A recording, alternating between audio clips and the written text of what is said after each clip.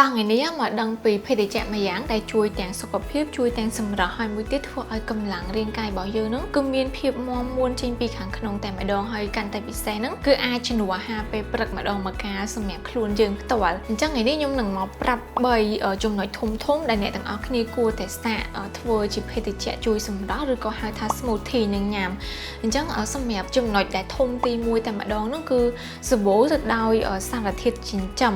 ដែលសារធាតុចិញ្ចឹមបានពី smoothie ឬក៏បន្លែផ្លែឈើដែលយើងកិនបញ្ចូលគ្នាហ្នឹងគឺជួយរាងកាយក្នុងពេលតែមួយបានល្អខ្លាំងមែនទែនដែលនៅក្នុងហ្នឹងវាតកតងជាមួយនឹងបន្លែផ្លែឈើពណ៌បៃតងឬក៏បន្លែដែលសម្បូរជាវីតាមីន C អញ្ចឹងសម្រាប់អ្នកដែលគាត់ចង់បានស្បែកស្អាតសុខភាពល្អហើយរាងនៅតែស្អាតហ្នឹងគឺត្រូវតែម្ដងដោយសារតែភេទជ្ជៈប្រភេទនេះវាសម្បូរទៅដោយប្រភេទវីតាមីនជាច្រើនមុខជាមួយនឹងការសរសៃឬក៏ការចិញ្ចឹមអីផ្សេងដែលជំនួយទាំងសុខភាពទាំងការបន្តបង់ជាមួយនឹងស្បែករបស់យើងតែម្ដងចំណុចទី2ធំដែរហ្នឹងគឺ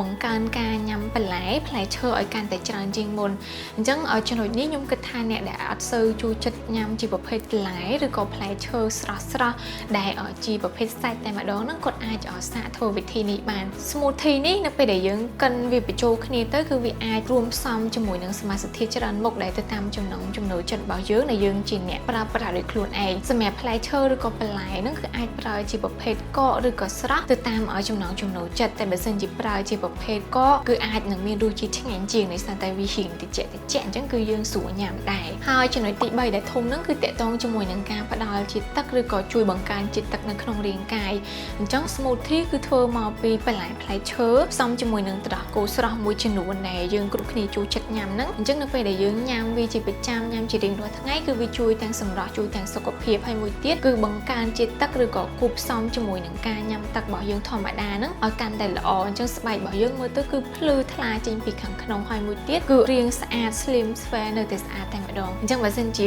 ធ្លាប់តែញ៉ាំភេទជ្ជៈផ្អែមជាប្រចាំថ្ងៃ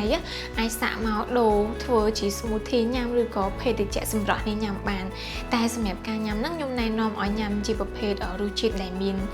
ផ្អែមឡែមកុំញ៉ាំផ្អែមពេកដោយសារតែផ្អែមពេកក៏វាអត់ជួយសុខភាពដែលវាអាចទៅជាបញ្ហាអីផ្សេងវិញ